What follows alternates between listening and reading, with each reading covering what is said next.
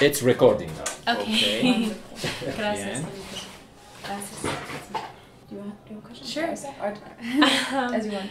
Entonces, ¿puedes hablar un poco más sobre tu investigación ahora? Y ahora estás en Sogamoso y hacer una investigación acerca del lago de Tota, sí, pero también tienes otros lugares o es solamente el lago de Tota y cuáles son tus preguntas de investigación, eso. Ya. Mi objeto de investigación como tal siempre ha sido la industria, ¿no? Específicamente la industria del acero. Sin embargo, cuando empecé a investigar las acerías, encontré que es una industria que involucra diferentes tiempos y diferentes recursos. Recursos naturales como el carbón, el mineral de hierro, la caliza y el agua a través de la energía.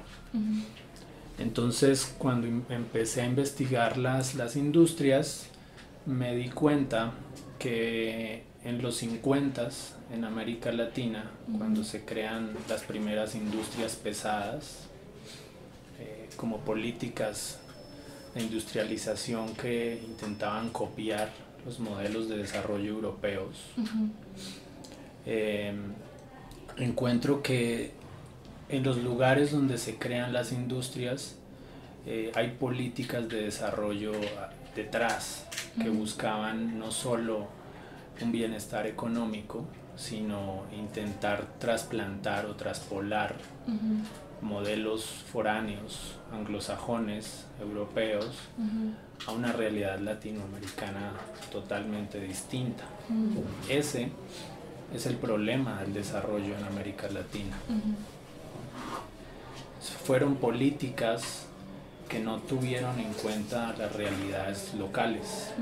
Simplemente asumieron que como en Europa o en Estados Unidos les había ido bien así, era simplemente cuestión de copiar, ¿no? Entonces, los lugares donde se crean estas industrias como Sogamoso son lugares que referenciaban como atrasados, lugares olvidados, lugares salvajes, incivilizados, ¿no? en las narrativas de quienes propenden de quienes lideran estos proyectos, ¿no? Entonces los campesinos, esta es una región campesina, en México regiones indígenas, en Perú también regiones indígenas, al sur regiones deshabitadas, pero que en realidad eran regiones también indígenas, las leen como eso, carentes de desarrollo. Y me di cuenta que una de los temas más interesantes que no se ha abordado, porque es un tema que se ha abordado siempre desde la política económica y desde la economía política, es el ambiente, ¿no? Este lago, toda la infraestructura hidráulica que tiene de manejo de aguas fue gracias a esa empresa. Empiezan a captar agua para los procesos de elaboración de acero. Entonces, una industria de estas, y eso que la industria que se hace acá es muy pequeña a comparación de las industrias que en la cuenca del Ruhr en Alemania se establecen en Pittsburgh en Estados Unidos, es muy mínima, pero impacta toda esta región y la cambia en cuestión de 10 años completamente. Entonces, el acero implica, pues, yo te hablaba de tiempos porque implica, yo diría, la traducción de tiempos humanos y tiempos no humanos. Por ejemplo, la explotación de hierro, la explotación de carbón se mide en tiempos geológicos, son parámetros distintos. El agua la empiezas a medir no con epistemologías locales, por ejemplo, con usos racionales, con usos mínimos, sino con usos industriales que implican otra forma de captarla. Sí. Entonces eso hace que la industria inserte otra racionalidad en toda la región. Y entonces veamos de una manera distinta los lagos, vemos de una manera distinta, es diferente, por ejemplo, como un campesino que siembra cebolla en la cuenca del lago, ve el lago en términos de agua para su cultivo, Sí. a como una industria en los 50s veía el lago en función del desarrollo que quería promover. Sí.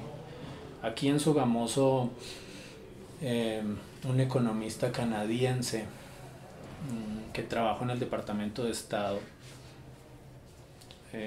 hay dos, hay un economista que es Lauchlin Kerry, que es el director de la misión del Banco de Reconstrucción y Fomento, que vino a evaluar el proyecto industrial. Y hay otro que es el director del CIMBA, que era el Centro Interamericano de Vivienda. Decía que el proyecto industrial de Sogamoso era emular una Manchester. En Brasil hay una ciudad que se llama Volta Redonda, es en el departamento de Río de Janeiro, y decían que querían hacer la Pittsburgh tropical, ¿no? O sea, estamos hablando de una serie de traspolaciones mecánicas, Sí. de epistemologías que implican epistemologías. Sí. Entonces, ahorita justamente en mi investigación de historia, lo que hice fue trabajar el desarrollo urbano de Sogamoso como ciudad, sí, en relación con la industrialización. Ahí trabajé la formación de los barrios obreros, cómo es que se proyectó una ciudad que antes era un, entre comillas, pueblo, cómo es que desde el gobierno se proyectaba convertir los campesinos en proletarios, el obrero como el actor social principal, ¿no? Para esconder un poco el campesino como un actor vergonzante. De vergüenza. De vergüenza. El campesino en estas regiones donde no tenían industria no solo era la víctima de no tener recursos, de tener una vida precaria, sino aparte era señalado como el culpable del mismo atraso, ¿no? Entonces el proyecto nacional de desarrollo implica apostar por urbanización y apostar por construir un ciudadano citadino y obrero. Obviamente es un proyecto que no se da porque las lógicas sociales son muy distintas y las bases son muy distintas, ¿no? Muchos dicen que es algo, hay sociólogos que hablan de hibridez, ¿no?, latinoamericana, y es cuando estos modelos de desarrollo foráneos vienen y se mezclan con lo local y produce otra cosa, ¿no? Sí. Do you understand? Más o menos, sí. Okay. And just, I will try to say the question in Spanish. So entiendo la cultura es una región de industrialización y pueblos y campesinos. Pero ¿por qué Lago de Tota? ¿Por qué Boyacá? Es un parte con campesinos, sí. Entonces es en México o sí. Otras regiones tienen campesinos también, sí. ¿Por qué Lago de Tota? El Lago de Tota lo empecé a ver primero porque lo encontraba como el recurso estratégico, uno de los recursos estratégicos para la industria aquí, por el agua. Y segundo porque no solo los pueblos alrededor del Lago de Tota, sino los que estamos más abajo, todo este valle, tenían socialmente eran tipificados como bajo los mismos parámetros, campesinos atrasados, y sobre todo asociaban el frío, las condiciones climáticas que son discusiones del siglo XIX, ¿no? Asociar las condiciones climáticas con el desarrollo, asociaban el frío con una especie de condiciones de vida bárbaras, ¿no? Entonces al campesino incivilizadas, no civilizadas. Ahí sí. Porque al campesino de tierra fría con una raíz indígena lo tildaban de tímido, perdón, no escuché. reservado. Yeah, Sí. tímido, like timid. Yeah. You know the word in English. It's like fearful or reserved. Ahí sí. Yeah. Okay.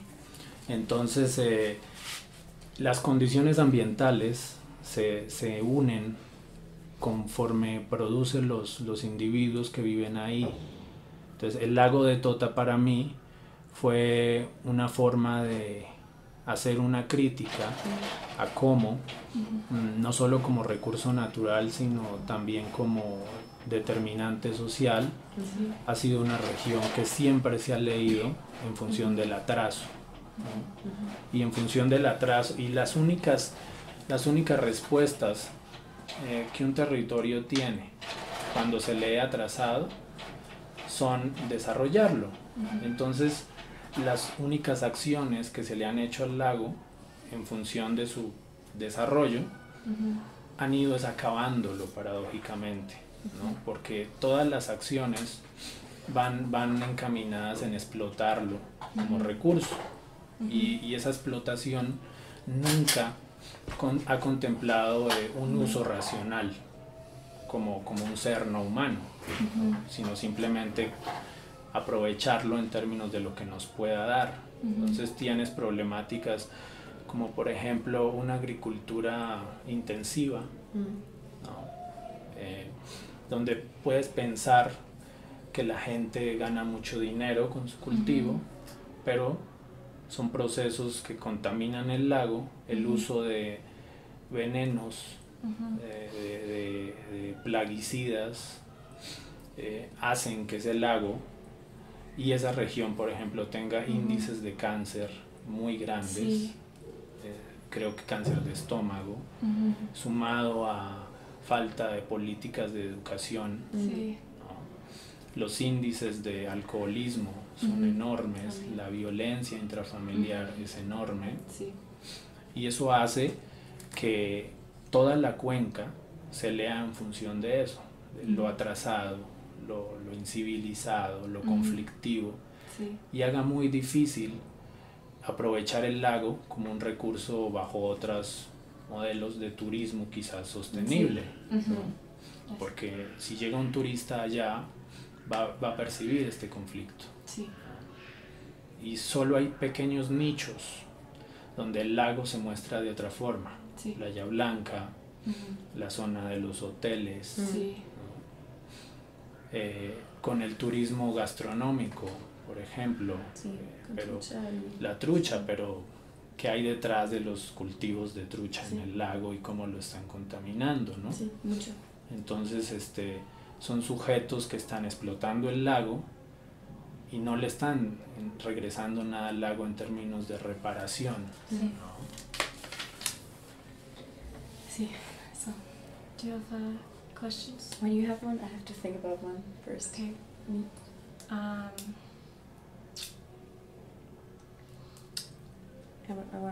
can translate one. Yeah, you translate one. I haven't thought of it. I don't know the word for which. For what? I want to ask about the methods.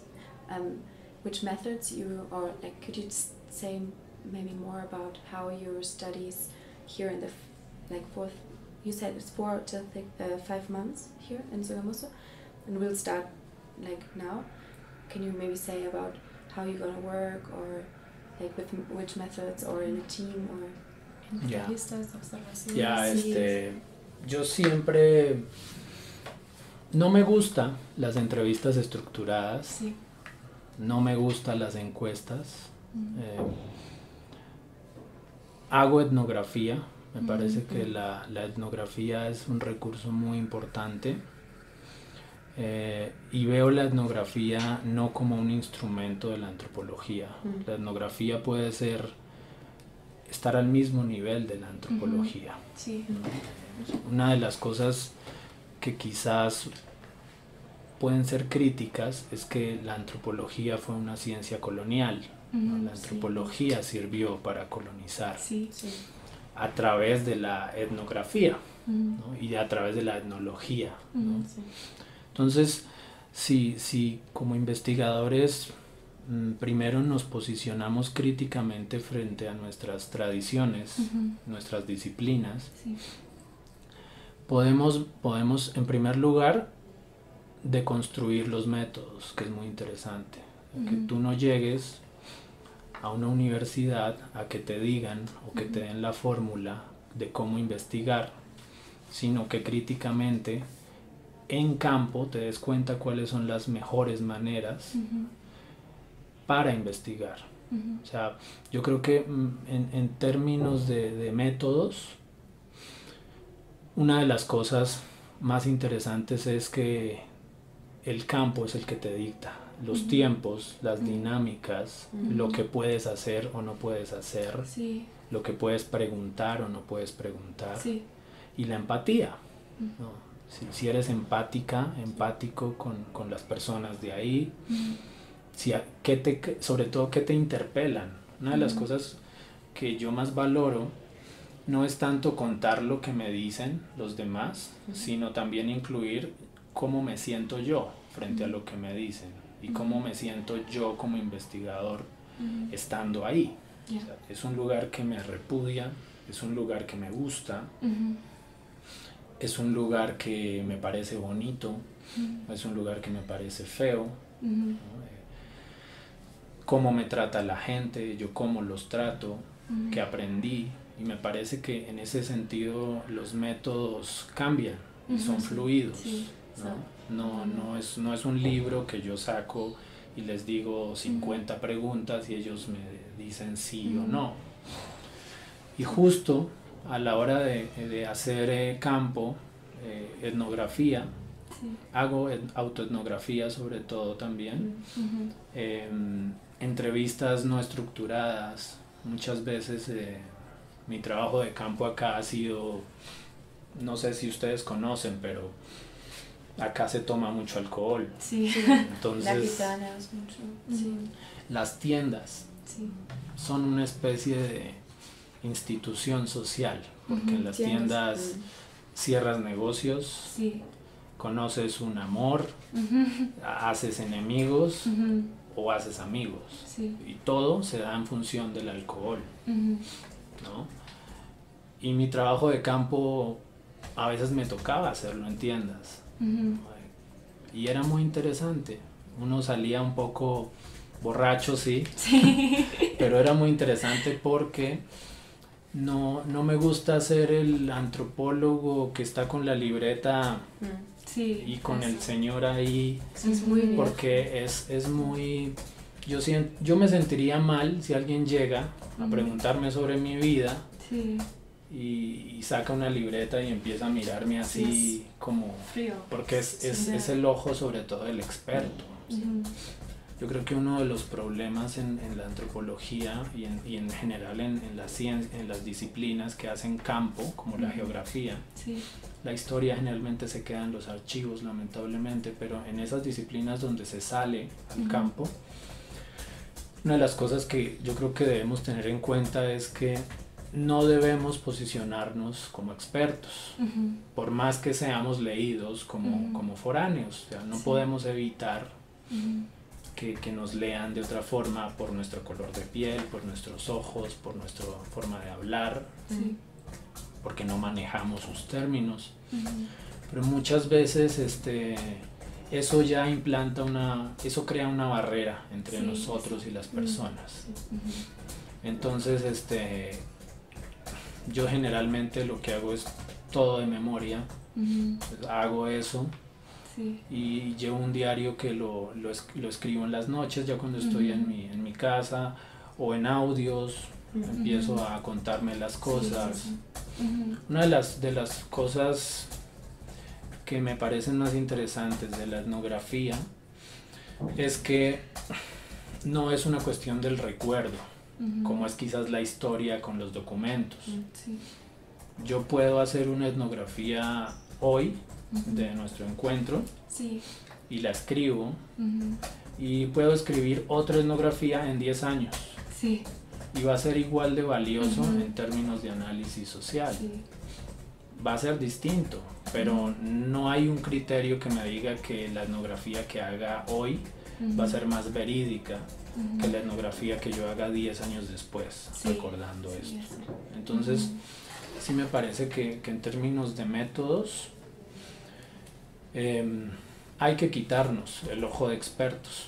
Y es muy difícil, porque especialmente en países como estos, yo percibo que en Europa es distinto, pero en países como estos, como estudiar es un privilegio, la forma en que tú asumes que haces un doctorado, que haces una maestría, o que hiciste una carrera en ciencias humanas, en ciencias sociales, es muy distinta a como tú puedes asumir tu carrera como antropóloga o psicóloga, ¿no? Porque acá siempre está muy vivo una cuestión de aspiración como sociedad, ¿no? Esas son sociedades precarias, con niveles de desempleo muy grandes, donde quizás muy pocos estudiamos ciencias sociales porque nos iría mejor en la vida siendo ingenieros de petróleo, ingenieros químicos, que es como las empresas que más mueven el empleo, y que en términos de cómo nos forman un criterio de éxito desde pequeños, nos dicen que una de las cosas más importantes es tener dinero. Entonces, a los 25 años, si tú no tienes un empleo, un auto, a los 30 si no tienes una familia o estás casado, ya fracasaste, y eso es como una camisa de fuerza muy violento que se implanta en estas sociedades.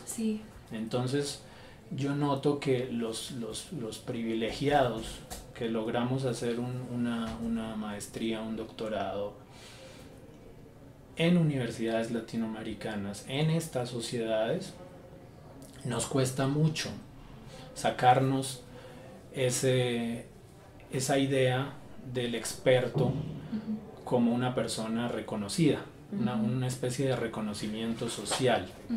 El antropólogo, en México, el antropólogo la figura del antropólogo fue el que consolidó un discurso del Estado-Nación, que permitió acercar las élites con los indígenas, ¿no? Cosa que no pasó, por ejemplo, en Argentina, donde los exterminaron. Aquí un poco en Colombia ese rol recae quizás en la historia, ¿no? Los historiadores, como estos historiadores ligados al heroísmo de los patriotas y los presidentes. Entonces son historias que lo constituyen a uno en la forma como recibes la educación, te hacen, ¿no? Y son a la vez obstáculos para investigar acá mismo, ¿no? Porque entonces ahí tienes profesores totalmente egocéntricos, narcisistas, soberbios, que tú llegas a hacer campo y tú dices, pero este señor, esta señora, ¿cómo pudo hacer una entrevista si está allá arriba y me imagino que ve a los naturales, entre comillas, como animalitos, ¿no? Es un problema que implica también colonialismo, ¿no? De cómo nos posicionamos. Y especialmente en términos de investigar regiones como el lago de Tota, que es una región que todavía se lee en esos términos. Es una región con un drama social enorme, las condiciones son muy precarias, pues tienes que como investigador tener ese cuidado de no juzgar primero, de no pretender llevarles verdades, ¿no? de también guardarte muchas cosas, sí. ¿no? Porque pues no es tu lugar y no eres nadie para decirle a la gente cómo vives, cómo deben vivir o no. Simplemente estás ahí para ver y para hacer visibilizar en otros escenarios cómo es que viven ahí y quiénes son los culpables de esas condiciones o por qué están viviendo así.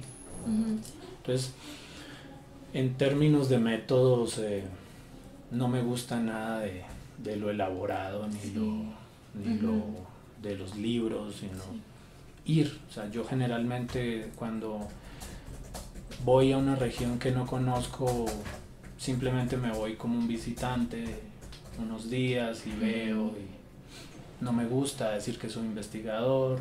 Sí. Es como tratar de conservar un bajo perfil en términos de que la irrupción no sea violenta, ¿no? Y sin embargo, pues eso no evita que lo perciban a uno foráneo, ¿no? Lo perciban a uno distinto.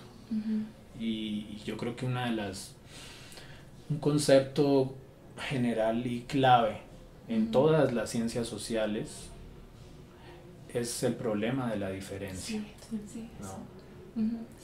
Y no solo trabajar el problema de la diferencia entre los fetiches que creamos, cuando hablamos de negros, cuando hablamos de indígenas, de los subalternos, sino también el problema de la diferencia en campo.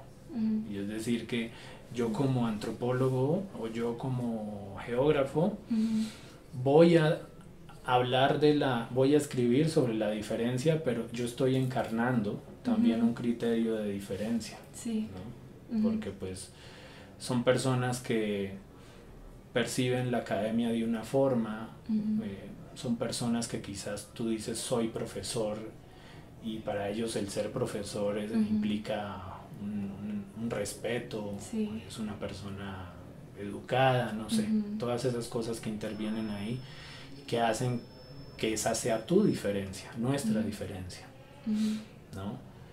Y es clave en términos etnográficos cómo planteamos esa diferencia.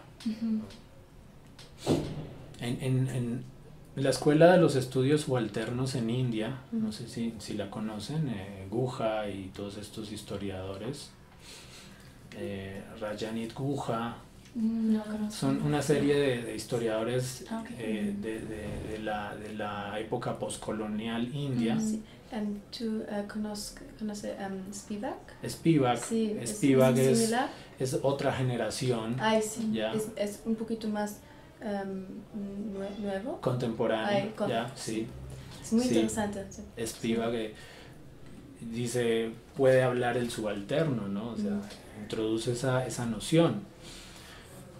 Pero iba a que la diferencia, pues yo creo que la debemos vivir nosotros mismos como investigadores en campo. Es decir, en términos de cómo planteamos la diferencia en un mundo con unas políticas agresivas a través del capitalismo, unas políticas que, como las comunidades en el lago de Tota, no le ofrecen mucho margen de acción a los campesinos, no ofrecen mucho margen de acción a los que tienen fincas allá. Hay que ser estratégicos, es como decir las políticas de identidad, ¿no?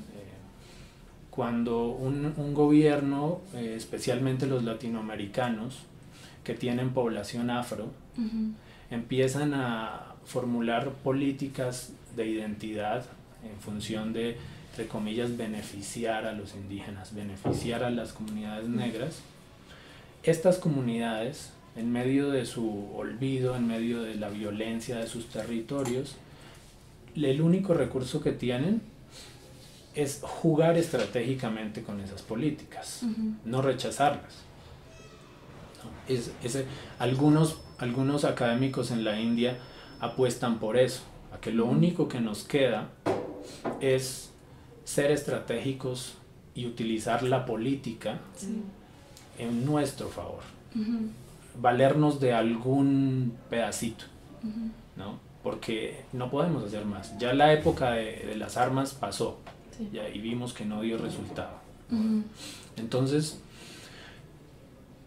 también en campo, como investigadores, yo creo que debemos asumir cierto aspecto de estrategia. No en términos de falsedad, no en términos de engañar a las personas, sino en términos de mostrarnos, de hacer menor el impacto de nuestra irrupción ahí, ¿no? Que sin embargo siempre va a descolocar al otro. Hay personas que he ido a veredas donde estaba investigando un baile que hacen, que es el baile de San Pascual. Es una fiesta religiosa popular, y a veces yo les preguntaba a las personas por si hacían el baile, y muchos yo notaba que me evadían, ¿no? No les gustaba que yo les preguntara eso. Entonces ahí estoy viviendo una incomodidad y están planteándome que yo soy diferente y que no soy depositario de su confianza en ese tema. Y yo tengo que hacer algo ahí para manejar eso, ¿no? Retirarme o planteárselo de otra forma, ¿no? Entonces creo que en campo y metodológicamente debemos ser estratégicos en eso. Muy interesante, muy crítico también. Sí, me gusta mucho tu punto de vista. Point of view. Sí, creo que es muy importante. Mira que es una mujer muy... fuerte, strong. Sí. Strong, but... Sí, es muy interesante. It's very hard. Yeah, it's very hard to read. Oh. Sí. Es muy difícil leerla. Muy difícil, sí. Para mí es muy interesante del... I can't say that in Spanish. In English? It's very interesting to see the points of view from the political side, to have the political point of view, and on the other hand, strategies from the societies towards the political. So it's very, very interesting. Es porque a veces también como antropólogas, como geógrafas, estamos del lado de las personas que son víctimas del Estado, ¿no? Generalmente solemos investigar eso, ¿no? Aunque sí hay casos de gente que se la juega por el otro lado. Y uno de los errores también que yo creo que cometemos es cómo vemos ese estado, ¿no? Lo cosificamos, ¿no? En términos sociales, como decía Foucault, ¿no? Lo reificamos. Hay un texto de Foucault que habla de la gubernamentalidad, ¿no? Sí, Foucault es muy bien también. Me gustan mucho tus libros. Foucault es mi one of my favorite social theorists. Sí. Es excelente Foucault. Sí, he was teaching one semester in my university 40 years ago. So he's dead now. But I was like, he was here. Aquí estuvo Foucault. Esta silla la tocó Foucault. Es cierto. Ahora que hablas de Foucault, yo creo que Foucault ofrece un ejemplo muy interesante. Yo lo veo de esta manera, es cómo Foucault mostró que nosotros como investigadores podemos encarnar ¿qué es encarnar? Incarnate, maybe? Incarnate. ¿Qué es eso? like, it's difícil, una palabra difícil. Yeah. It's like to like represent or like for to become that idea or Yeah. Right, sí. Yeah. Okay. Hay un término en inglés que no tiene traducción en español. Sí. No sé si lo han escuchado. Embodiment. Embodiment. Sí. Que Embodiment. Embodiment. Yeah. Ay, sí. Ajá. Es Que en español es muy difícil de Sí, traducir, sí. pero que hay toda una vertiente antropológica trabajando Sí. desde lo no Habitus. relacionado. Habitus, embodiment. Yeah. Es muchas palabras de antropología. Yeah. Acá. Ingold, de todos estos antropólogos, Ingold? Tim Ingold, Tim un Ingold. profesor en No conozco. Tim Ingold. Tim Ingold está en Glasgow. Okay. Ay, interesante. Tim Ingold. Puedes consultarlo, es muy interesante. Sí. Pero decía esto, Foucault escribió sobre sus propios problemas. Sí, con No. historia, es muy interesante. Ajá. Con historia. Por eso en Sí. Francia lo odiaban los historiadores, porque escribió sobre la historia de la locura, historia de la sexualidad, y no hizo archivo, Chiu. Archive. no fue a un archivo. Archive? Ajá. I'm guessing. I don't know what this is also. But I understand the context. So Ya. it's just, Entonces, imagínate un homosexual en los 70, 60 escribiendo sobre la historia de la sexualidad. sí, Eso es lo más interesante, ¿no? sí. Y quizás por eso también terminó como terminó. Sí. ¿no? Sí, es muy interesante. Yo leo un libro ahora, es con religión y so it's con, ay, do you know, my Spanglish is horrible. I don't know how to say that in English right now. Oh. I will wait till the end, but it's about this. It's also about post-colonial studies. Yeah. And it's wie verraten diese Erde? In English, it's about the post-colonial view con religion Yeah. y violence Violence. y with campesinos también. So it's muy interesante. In postcolonial theory. Post-colonial theory, Yeah. yes, but from the point of view Yeah. of the people who to decolonize themselves Yeah. also. Yeah. So is because my question is actually, is post-colonial studies, like, is it also important for your research right now, and when yes, Mi how? investigación,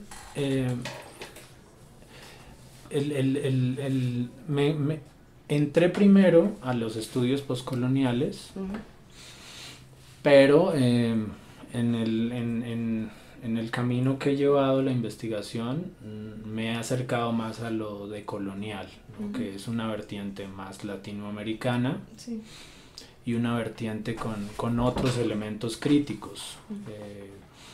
Quizás los estudios postcoloniales van más por el orden de la teoría literaria, de la representación, de la identidad, pero bajo otros criterios. Sí.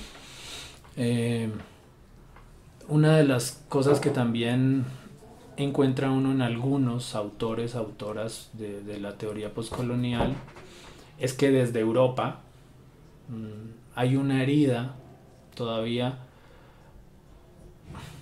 de pérdida de las colonias, ¿no?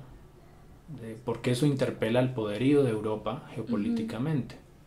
Entonces, a la hora de hablar de lo postcolonial, por ejemplo, en el caso de África, que son procesos de los 60, 70, se entiende lo postcolonial simplemente como ya no somos colonia, Sí. ¿no? Ya Europa se fue y es nuestro proyecto, ¿no? Y esa es una de las cosas que, por ejemplo, acá se caen en América Latina, porque nosotros hace 200 años Sí. somos, entre comillas, independientes, ¿no? Entonces hablamos de una poscolonialidad en términos donde todavía, por ejemplo, Estados Unidos está totalmente inmerso en políticas coloniales acá, militares, económicas, Sí, ¿no? Entonces, me acerco más a lo decolonial en función de perspectivas que aborden por las epistemologías. Yo creo que una de las cosas que nos daría más respuestas a la hora de pensarnos como investigadores, pensarnos otras formas de investigar y pensar también nuestras problemáticas, es justo la epistemología. O sea, es decir, cómo vemos el mundo y cómo lo pensamos y cómo hacemos, primero, que la diferencia no sea un problema, y segundo, que no apelemos a que todos seamos iguales, porque eso es totalitarismo, ¿no? Ese es como el gran reto, ni apostarle por la semejanza, que sería homogenizar todo, pero también no caer en un relativismo donde todos somos diferentes, pero ahí como le hacemos, ¿no? Yo creo que algunas teorías desde América Latina, que son las que principalmente trabajo, Aníbal Quijano, un sociólogo peruano. Repetí, por favor. Aníbal Quijano. Gracias. Solo. Es muy interesante para mí por new authors, to get to know new authors, also not just from Europe. Also authors from the world, like all over the world. I was reading Oviedo. Oviedo. But not mucho from. I was not reading that much from South America because I didn't know. But now I want to know. Read more. ¿Tú conoces Grada Quilomba? No. Es una mujer de Africa. She's writing about decolonialism as well, but also the epistemology about critical problems in social societies of being black, being white, being decolonized or not. So it's very interesting. Es lo que veníamos diciendo, ¿no? Yo creo que la epistemología nos da pistas, pero no es fácil porque es dolorosa. Es decir, necesariamente pensar en decolonizarnos, es decir, en hacer visibles los problemas que tenemos como personas y luego como sociedad, pues implica un dolor, ¿no? O sea, por ejemplo, a mí como hombre implica asumir toda la violencia que culturalmente la sociedad me ha depositado frente a las mujeres, ¿no? Y eso duele y eso cuesta, ¿no? O sea, yo creo que lo bueno de estas teorías postcoloniales y decoloniales es que nos interpelan a nosotros, y el que no se sienta interpelado no está haciendo las cosas bien, ¿no?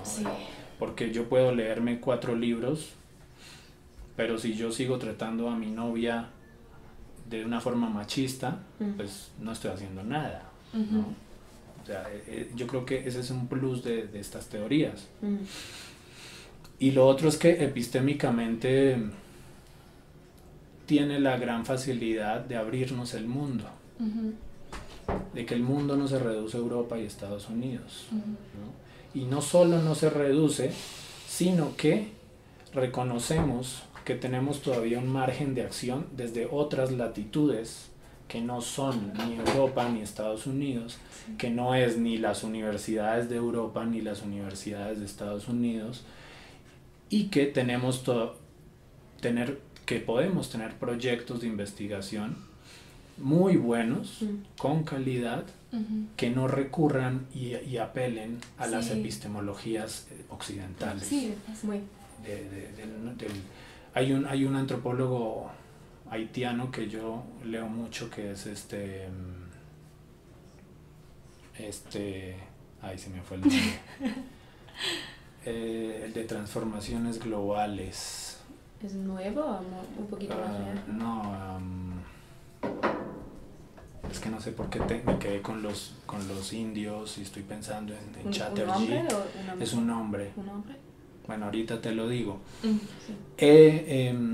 Por ejemplo, aquí en América Latina no se habla de Haití, ¿no? Y es difícil encontrar como teóricos que han abordado el problema de Haití, ¿no? Y yo creo que el silencio que hay sobre Haití en términos del drama social y en términos del silencio de la academia, como si no existiera, Haití lo tenemos aquí, ¿no? Pues yo creo que habla de una postura totalmente colonial, ¿no? Habla de esa postura muy problemática. Hay un autor que me gusta mucho, es keniano. Ay, Jomo Kenyatta, es de Kenia. Ya. Sí, es una presidente de Kenia. Wa Thiongo, lo conocen, Nyunyi Wa Thiongo. Es un escritor. Ay, sí, solo conozco Jomo Kenyatta. Ya, él tiene una novela, bueno, tiene varias, Pétalos de sangre, hoy hay otra que se llama Matihari. No sé, no tengo ahorita claro cuál novela fue, pero en esta novela Matihari, que es una novela donde él habla de un personaje ficticio que llega a recorrer Kenia, en la Kenia postcolonial, y de pronto la gente ve o resulta que lo ven como un liberador, una especie de guerrillero que tiene conexiones con el Frente de Liberación en la época de la lucha anticolonial. Y resulta que a él le prohibieron, el gobierno, la entrada a Kenia, porque llegó el punto de que ese personaje ficticio en su novela cobró realidad a ojos de los que temían tanto eso. Y es muy interesante el caso, porque le prohibieron la novela, tuvo que exiliarse, y eso habla, por ejemplo, de los miedos que como sociedades tenemos, ¿no? Y eso habla de lo que hablábamos ahorita, de cómo asumimos el Estado. Yo creo que es un error que todavía asumimos categorías y las tomamos como personas. Cuando decimos Estado, cuando decimos lo natural, ¿no?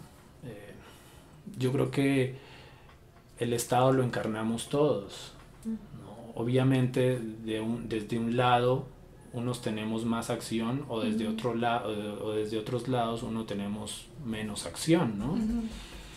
Eso es muy complejo y es interrelacional, ¿no? O sea, yo creo que ya estamos hablando de posturas donde no es ni blanco ni negro, sino son amplios matices.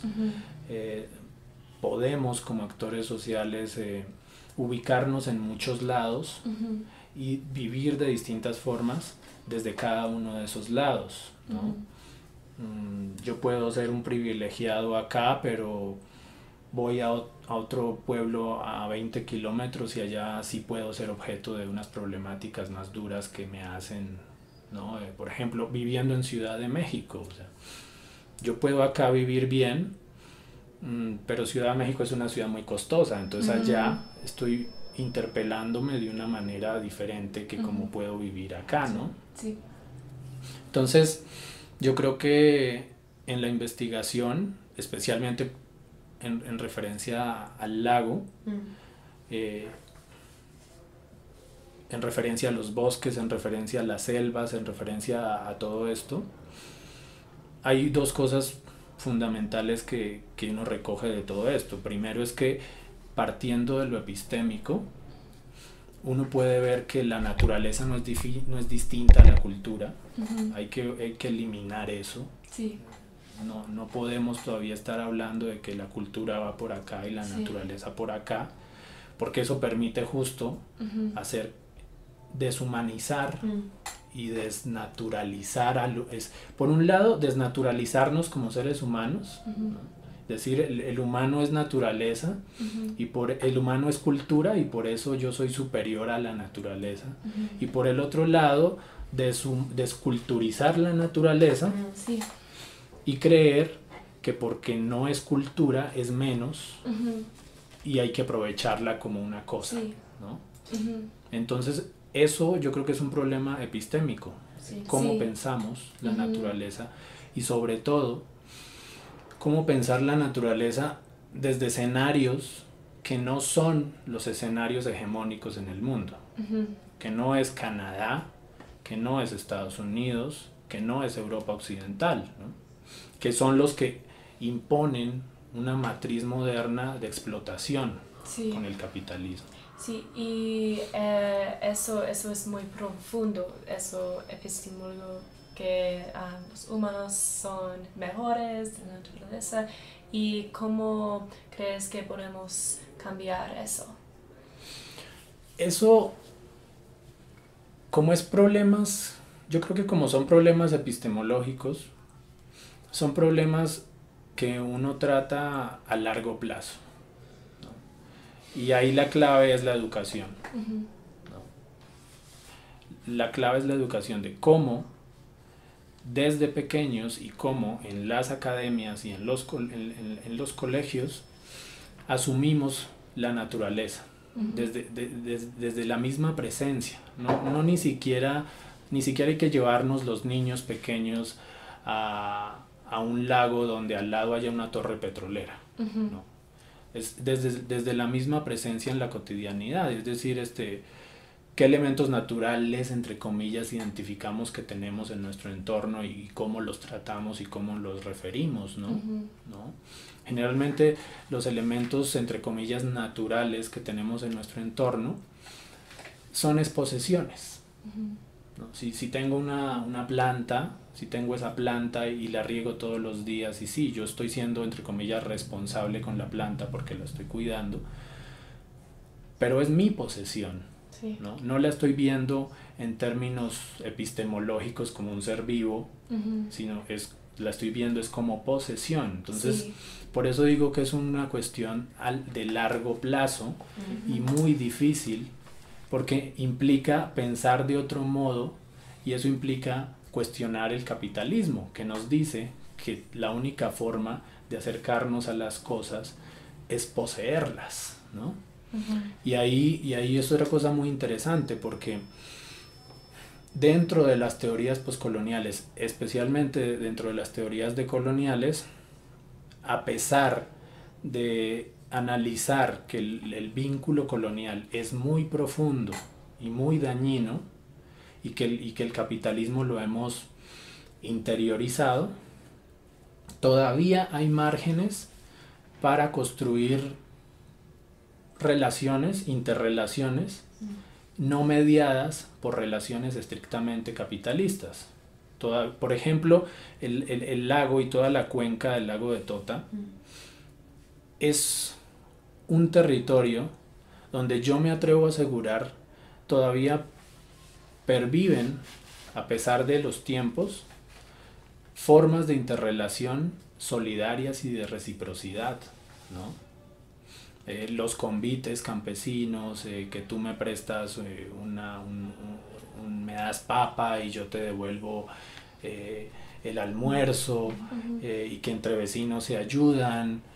Por eso investigo la fiesta esta de San Pascual, porque es una fiesta muy costosa en términos de lo que hay que hacer, de carne, comida, es muy costoso, y sin embargo, por la devoción al santo, todos los vecinos ayudan, ¿no?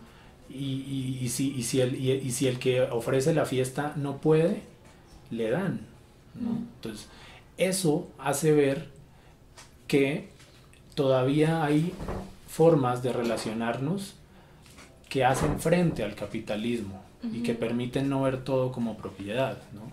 Y justo en el lago de Tota es primero, yo creo que endémico en términos de todavía pervivir esas formas de campesinas de socializar, ¿no?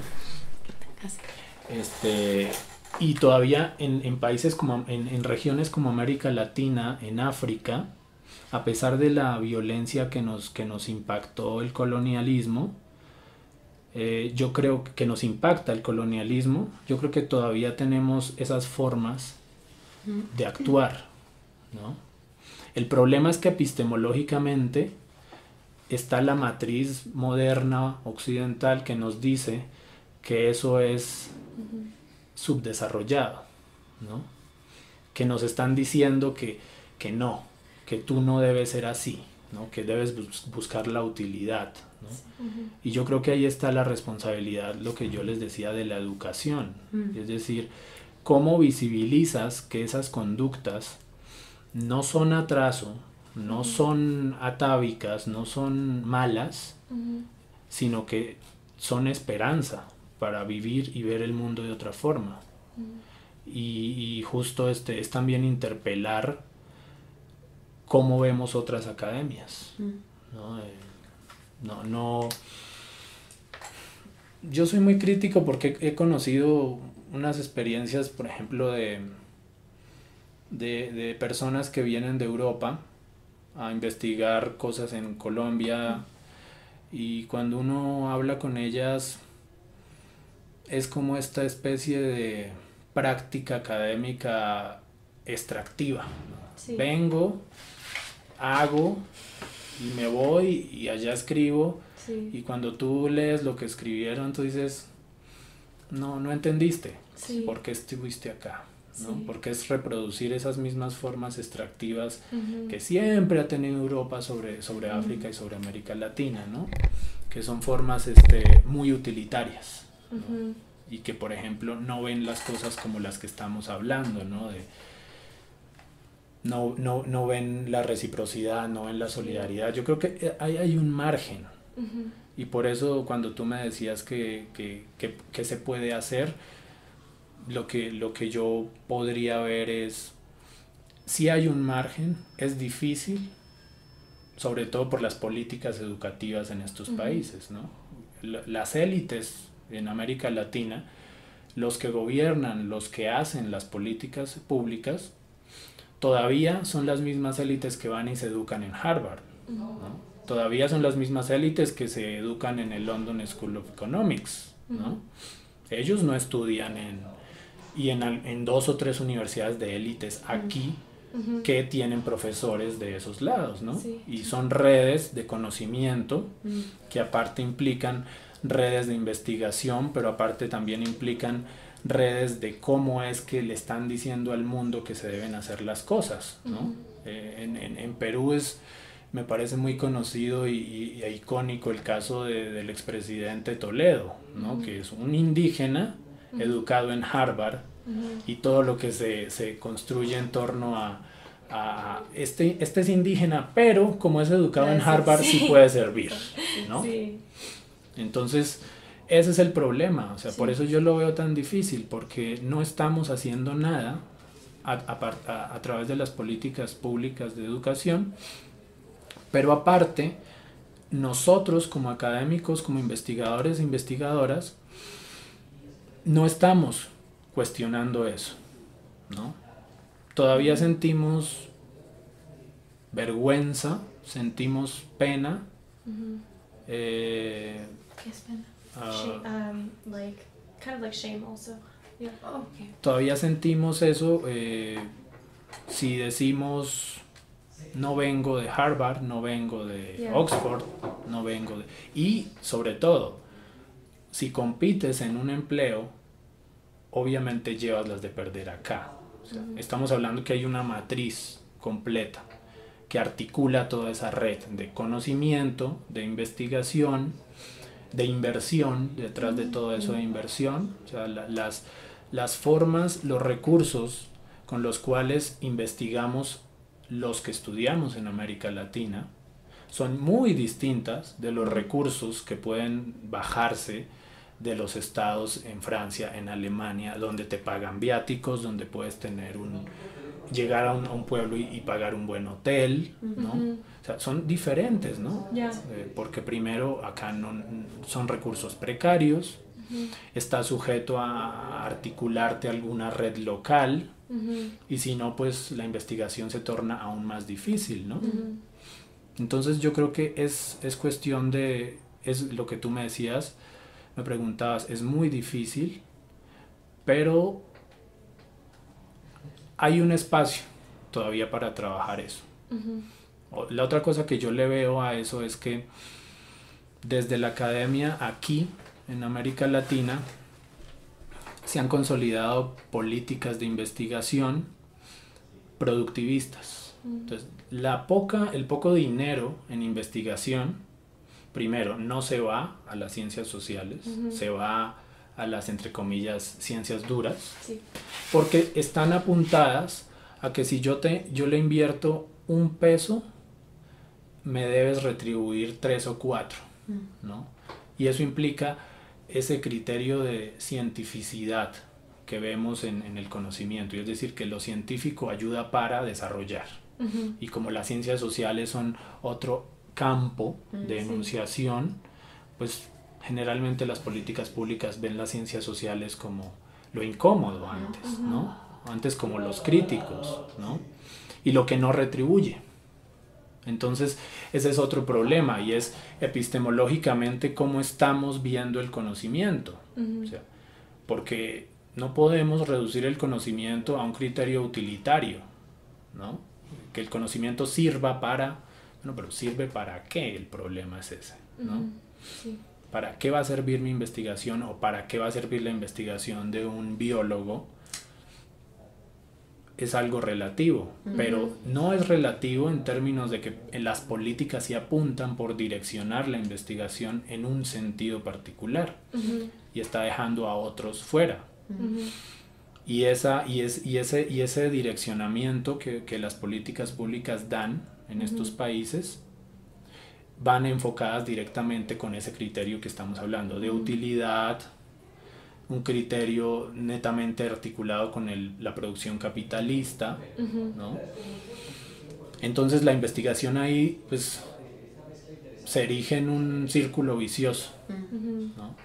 Entonces el académico termina convirtiéndose en una especie de productor de papers, de artículos,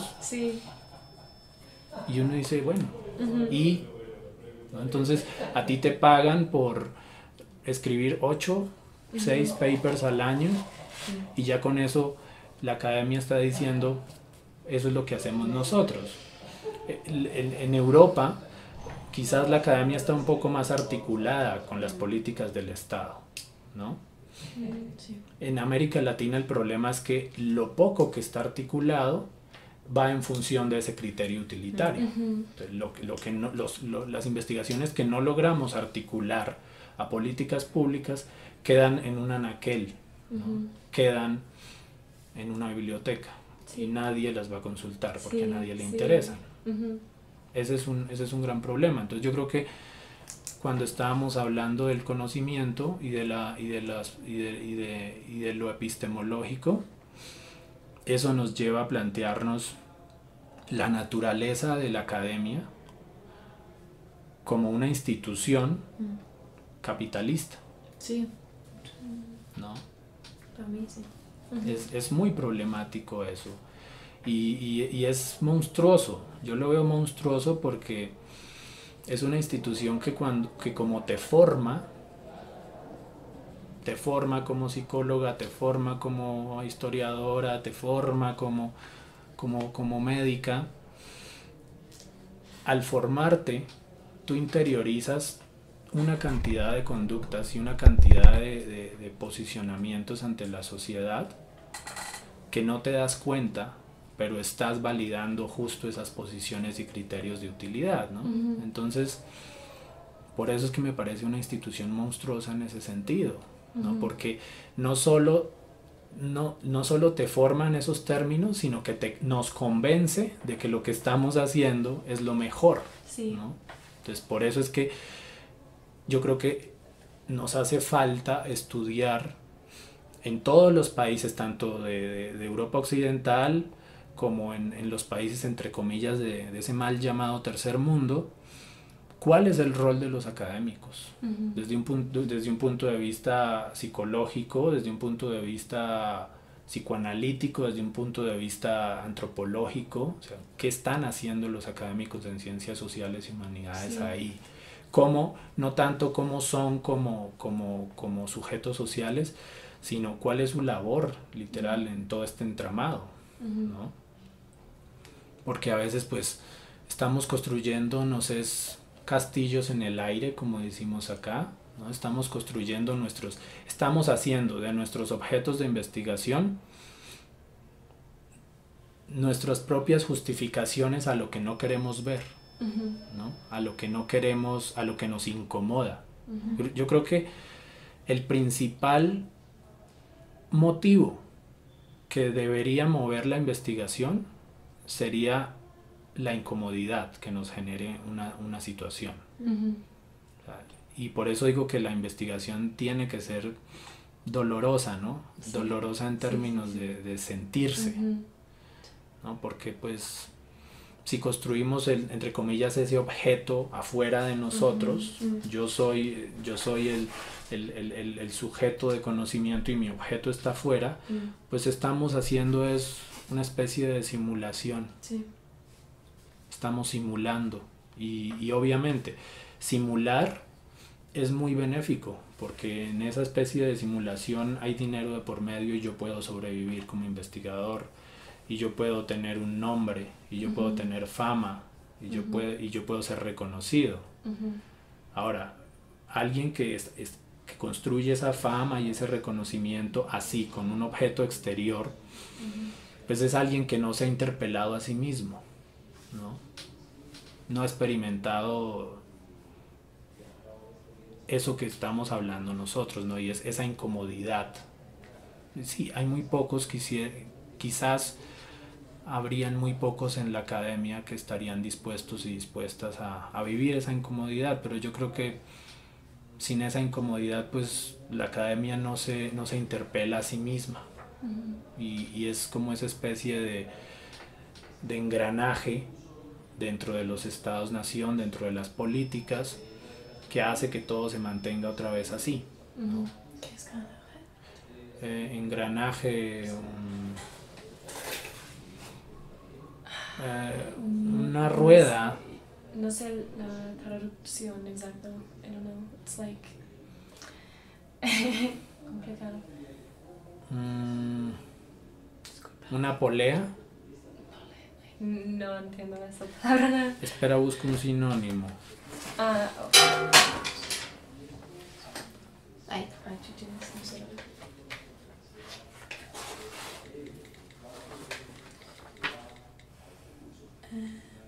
Yo no me conozco.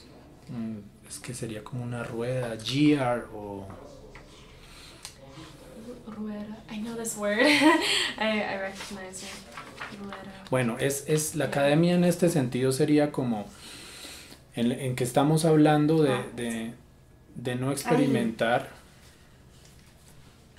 O sea, en ese sentido sería la academia. O sea, si no se interpela a sí misma, si no nos interpelamos como académicos, como investigadores, pues no va a seguir siendo esa academia que está legitimando todos esos procesos, pero a la vez ideológicamente está cumpliendo una función, ¿no?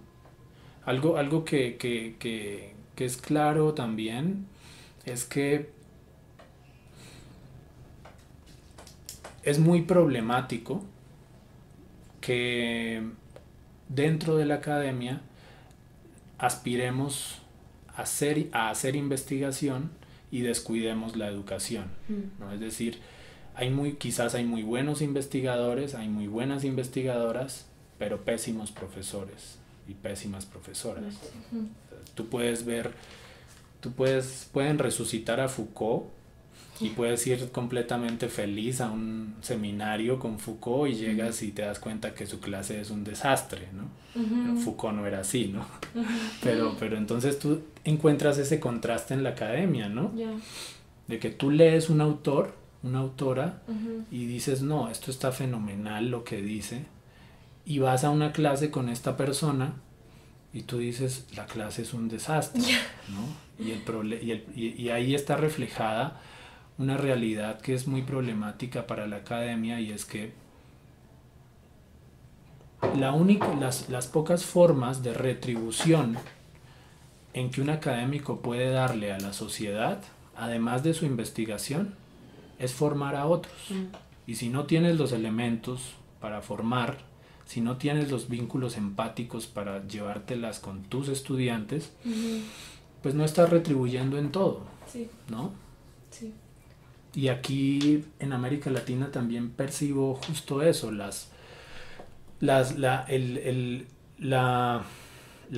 percepción social del profesor, de la profesora, está acá, y la percepción social del investigador o la investigadora acá.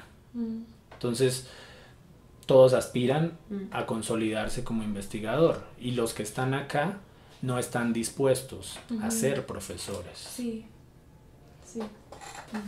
Es un problema grave, porque pues cuando hablábamos de qué posibilidades hay y hablábamos de la educación, no hay forma de ver un proceso de cambio si no tienes buenos profesores. Sí, es un problema. Should we ask more going back a bit to Lago di Toccia? Oh, yeah. Te tienes seco, Rodrigo, de tantas preguntas, me imagino.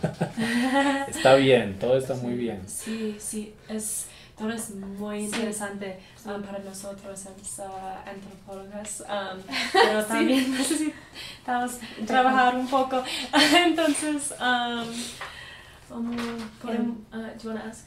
Sí, en Lago di Toccia, especialmente en which Has, ¿cómo? Which is again? Which ¿Cuál? ciudad? ¿Cuál? Always getting confused with this. ¿En cuál ciudad es? In which part of Lago di Toccia is your focus? So I'm just want to go back to Lago di Toccia for a moment, because that's our Our job. Our job. Yeah. Me gusta mucho intercambiar libros y ideas y conflictos también. Sí. Sí, mi pregunta es en Lago di Toccia, so you focus more on Aquitania, because later you mentioned there's also a lot of conflicts, for example the drinking issue or violence. Also about the poor local politicians. So is your main focus in Aquitania or also in Guáquira or Tota or Isa?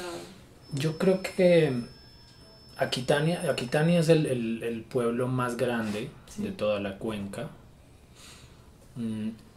y tiene una particularidad, y es que Aquitania es el polo económico de esa cuenca, de la que está ahí, ¿no? Nosotros también hacemos parte de la cuenca, pero abajo. De la cuenca alta, Aquitania es el polo económico, es el mayor poblado, y por eso yo creo que reviste de las mayores problemáticas, ¿no? Aquitania, bueno, estos pueblos, los que están alrededor del lago, tienen la particularidad de que no son urbanizados.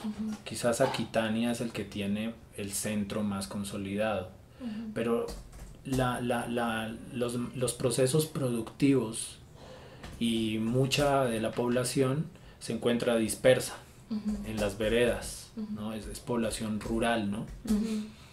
Entonces eso hace aún más difícil, yo creo, de hacer un trabajo de campo, porque no es y es plantear el trabajo de campo en otros términos, y es de movilizarte, de visitar veredas.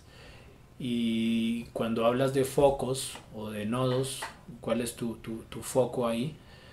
Necesariamente ver que es todo, no es una concentración, sino en términos de cómo ves las problemáticas yo creo que no las podríamos ver como focos, sino como relaciones Sí. que tienen distintos flujos y distintas intensidades, Sí. ¿no? El autor que te recordaba, Tim Ingold, habla de las líneas, que es eso, ¿no? Es interrelacional, son líneas. Entonces, a la hora de abordar la problemática en el lago de Tota, uno tiene que necesariamente darse cuenta que la problemática ahí radica en la población que está necesariamente dispersa y que pues, se concentra es en las instituciones que están en cada cabecera. Y mira que lo interesante, aquí, bueno, toda esa región es heredera históricamente de Guáquira, que proviene de asentamientos indígenas, ¿no? Y justo las políticas de colonización hispánicas en toda esta región, bueno, todas las políticas de colonización a la hora de llegar a este territorio propiciaban por concentrar la población, ¿no? Porque es mucho más fácil a la hora de concentrar la población, evangelizarlos, darles a conocer las nuevas instituciones, controlarlos, ¿no? En términos de Foucault, ¿no? O sea, los concentras, los controlas a través de políticas. Entonces, el lago de Tota tiene la particularidad de todas estas particularidades que hemos hablado, de la pervivencia, de la reciprocidad, de interrelaciones sociales solidarias, pero dentro de sus problemáticas que tiene, que las problemáticas hablan de su difícil articulación con la modernidad, ¿no? No se pudo no nos podemos como sociedades locales articular un proyecto moderno porque su promesa nunca nos llegó, la promesa de la modernidad nunca nos llegó. Y entonces así es que vivimos la modernidad, de una manera problemática, de una manera dolorosa. Y justo, por ejemplo, a la hora de analizar estas problemáticas en el lago de Tota encontramos que es población que pervivió a esas políticas de concentración, que todavía está dispersa. Y eso también hace que a la hora de plantear proyectos de desarrollo o de intervención social, tengamos que pensar no en términos del centro urbano, no en términos de las políticas que se dan en un centro y por difusión llegan a otro lado, sino pensar en ejecuciones que tengan que ver con lo disperso, que es un reto para pensar ahora, no solo como académicos, académicas, investigadores, sino a la gente que está haciendo política pública.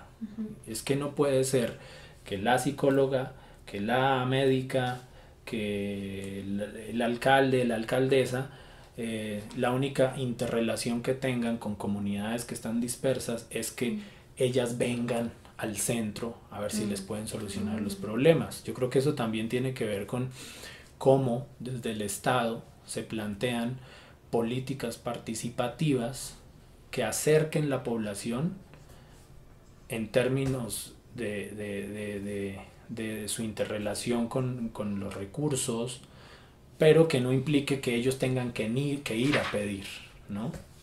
Yo creo que en términos de lo que hablábamos de colonialidad y de todo esto, todavía después de 200 años estamos viviendo bajo la figura del funcionario colonial, ¿no?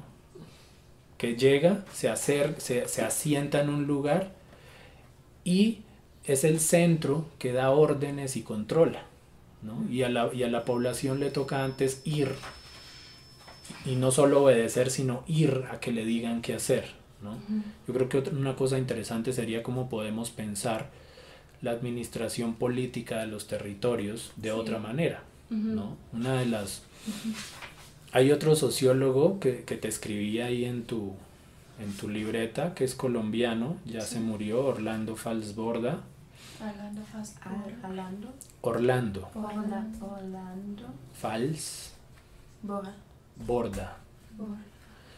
Él es bueno, uno de los primeros sociólogos que llegan en los 50, 60 estudian la Florida, en la Universidad de la Florida. También.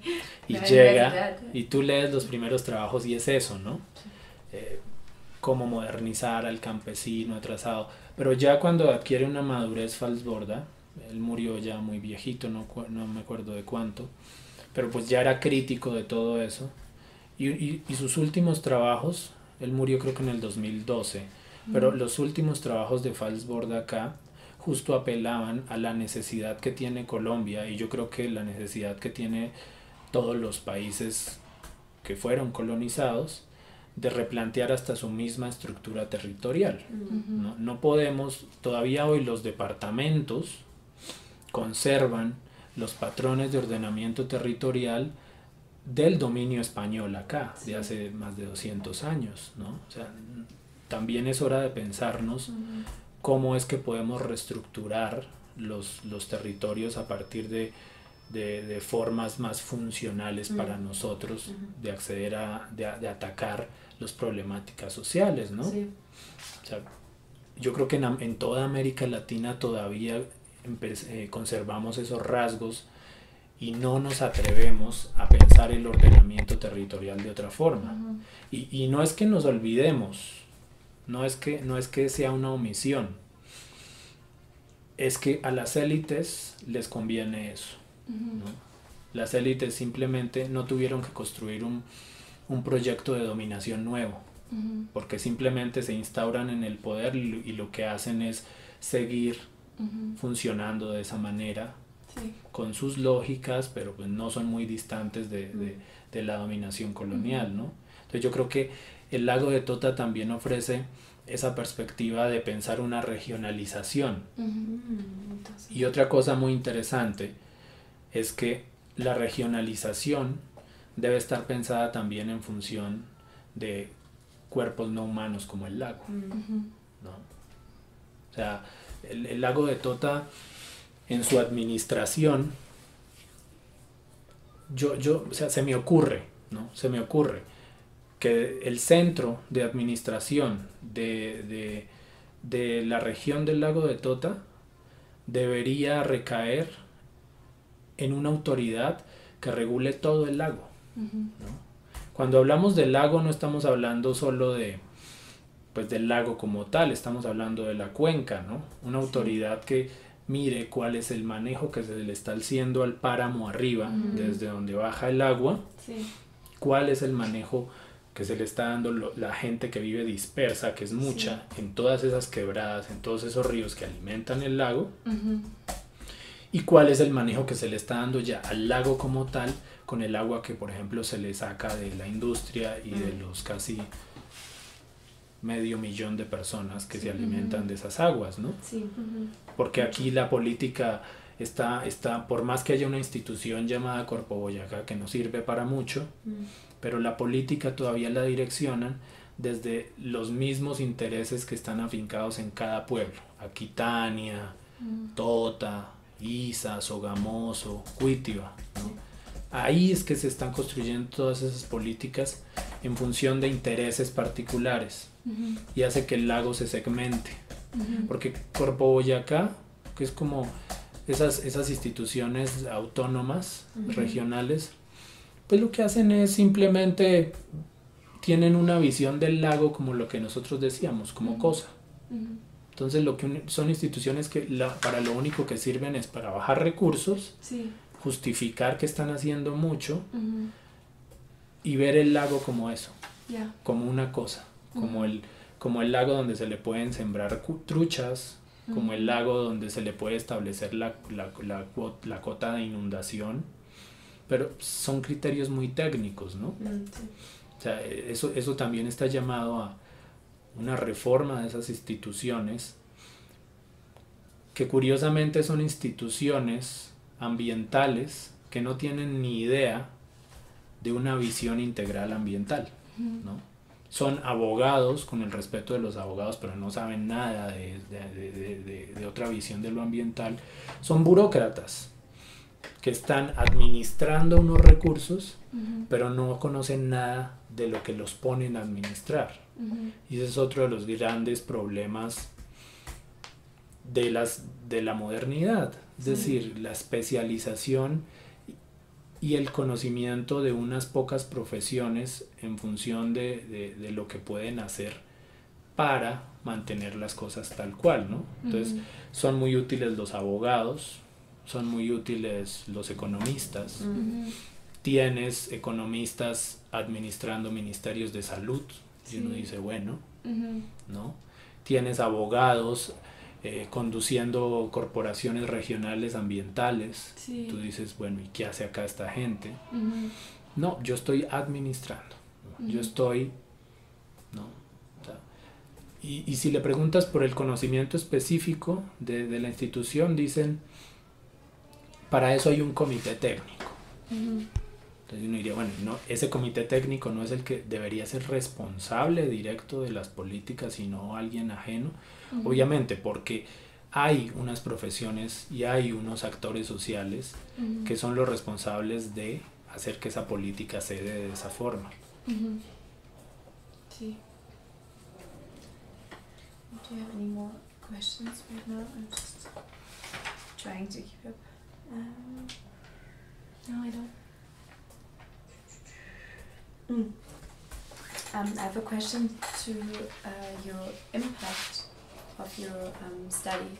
So do you have an idea or a goal where you want to devote maybe your informations, the social informations to, maybe to COP/JK or to, I'm curious about your impact of your study.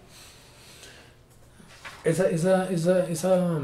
aspecto es los que quizás más, o quizás yo veo más descuidamos de nuestro quehacer, ¿no?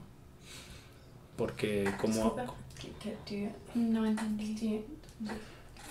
Pensar en el impacto de una investigación es lo que yo creo que menos pensamos a la hora de investigar, ¿no? Y sobre todo pensar en el impacto en términos de qué significa para las sociedades locales. Porque generalmente pensamos el impacto en términos de conocimiento, ¿no? Entonces, no, pues yo generé un documento y yo asumo que ese es mi impacto. Y yo creo que esa es una de las cosas más problemáticas, más difíciles que nosotros podemos pensar, ¿no? O sea, en términos de impacto, no lo controlo solo yo, no lo controlas solo tú como investigadora. Yo creo que el impacto también se da en términos de, lo que le puedas aportar a estas poblaciones. Por ejemplo, hay métodos, hay técnicas de cartografía social, de participación en la cartografía comunitaria. También puedes pensar el impacto en términos de si logras que tu investigación se articule con políticas públicas. O sea, en términos personales, a mí lo que más me motiva en términos de impacto nace principalmente de mi propia historia, ¿no? Por eso yo veo mucho en términos de autoetnografía. Y es decir, esta investigación se relaciona mucho con la historia de mi familia, ¿no? Porque mis abuelos vivieron en el lago, ya después se fueron, y porque mi papá fue trabajador de la siderúrgica. Entonces, pues, mi propia historia de vida está constituida en la investigación, ¿no? Y eso, en términos personales, para mí ya ofrece un impacto, ¿no? Ahora, lo que uno puede dar en términos de retribución a las comunidades, yo creo que eso es algo que hay que pensarlo muy bien, ¿no? Si te comprometes, por ejemplo, a dar talleres, si te comprometes, por ejemplo, a hacer trabajo con niños, en fin, todo lo que puedas idearte, tiene que pensarse, o sea, en mi concepto, tiene que pensarse muy bien en términos de que no te desilusiones y a la vez de que no construyas unas narrativas que terminen en la conmiseración del subalterno, en la lástima del subalterno, ¿no? Eso me parece que en la etnografía y la antropología a veces uno tiene que pensar en términos de límites y no de desbocarte con todo, ¿no? Sí. Porque quizás a veces sin querer estás engañando a las personas. Yo creo que lo primero que tenemos que hacer es ver nuestras posibilidades y saber decir no a muchas cosas. Sí. A mí me pasó en una zona, en una ocasión, que tenían problemas con agua, y entonces estaban en una reunión y como vieron que yo venía de una universidad, entonces ya me estaban pidiendo que los asesorara.